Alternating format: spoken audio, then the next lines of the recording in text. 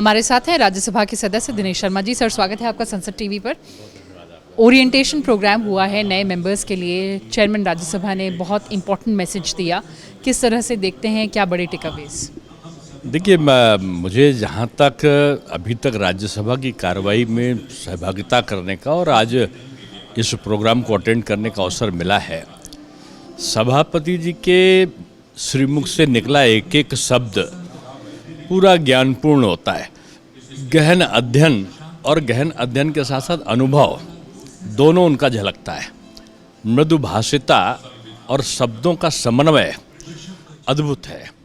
और उन्होंने जिस प्रकार से एक जो सांसद है उसका आचरण क्या होना चाहिए, उसे विषयों का प्रस्तुतिकरण करने का तरीका क्या होना चाहिए, और प्रस्तुतिकरण के साथ साथ वो जो बोलने जा रहा है वो किस लिए बोलने जा रहा है, और बोलने का उसका जो तात्पर्य है क्या उसके शब्दों से वो पूर्ण हो रहा है कि नहीं हो रहा है।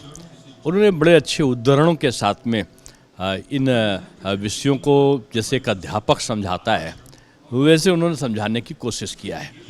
और उन्होंने पिछले भी तमाम उदाहरण दिए हैं और उनका एक स्पष्ट मानना था कि जो सदन की गरिमा है वो पूरा भारतवर्ष नहीं, विश्व के कई देश इस लोकतांत्रिक परंपराओं को एक संपन्नता के भाव में देखते हैं भारत की व्यवस्था को। और जो संविधान है उसका जो संरक्षण का भाव लेकर हम लोग आते हैं, उसका सम्मान निश्चित रूप में जो एक सांसद है उसके आचरण में झलकता है। सांसद का आचरण हमारे संसद की गरिमा को सम्मान भी दे सकता है और धूल में भी मिला सकता है। इसलिए बड़े सावधानी पूर्वक उसको, चाहे उन्होंने बताया जैसे हम लोग स्पेशल मेंशन करते हैं, हम लोग 0 आवर में बोलते 3 मिनट है, लेकिन 3 मिनट में अगर हमारा 30 मिनट का अध्ययन होगा तो हम एक एक शब्दों को पिरो कर बोलेंगे।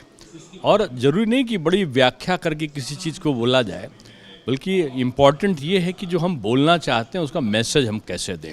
तो उपराष्ट्रपति जी ने अपने व्यक्तिगत अनुभव के साथ इन शब्दों को जिस तरीके से बताया है, मैं समझता हूँ कि जो नई शपथ लेकर आए 9 सांसद हैं, उनको इससे ज़रूर प्रेरणा मिलेगी। हमारी कार्य पद्धति कैसे हो, काम कैसे करें, और काम करते समय हम अपनी बात को प्रभावपूर्ण तरीके से कैसे रख सकते हैं। क्वेश्चन उठाना एक आसान काम है, लेकिन क्वेश्चन में पूरक जो हम लाते हैं क्या वो हमारे मंतव्य को पूरा कर रहा है, या केवल हमने पूरक इसलिए किया कि मुझे बोलना है।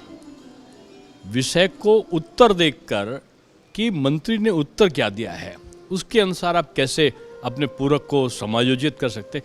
ये एक एक वाक्य है ना, ये दर्पण की तरीके से हैं कि जब भी हमारे मन मस्तिष्क में विचार आएंगे तो हम इनको सोचेंगे और सोचकर उस प्रकार का आचरण करेंगे। मैं समझता हूँ कि ये जो ओरिएंटेशन प्रोग्राम है, चाहे एक टीचर के लिए हो, चाहे एक विद्यार्थी के लिए हो, और चाहे एक सांसद या जो आप कहते हैं पॉलिटिशियन है, उसके लिए ओरिएंटेशन बहुत ज़रूरी है। क्योंकि संसद में जो मर्यादा है उसको समय समय पर भंग होते हम लोगों ने देखा है।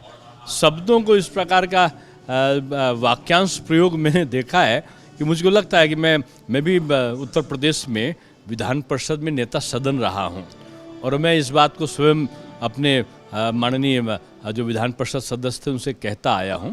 और आज उन सारी बातों को बड़ी व्याख्यात्मक रूप में उपसभापति महोदय मैं समझता हूँ वो भी ज्ञान का भंडार है, और जो सभापति महोदय हैं अद्भुत हैं, और अद्भुत ज्ञान का एक उनमें आचमन है, और ज्ञान के साथ साथ उनमें उसका प्रकटीकरण का भाव जो है वो बहुत अच्छा है।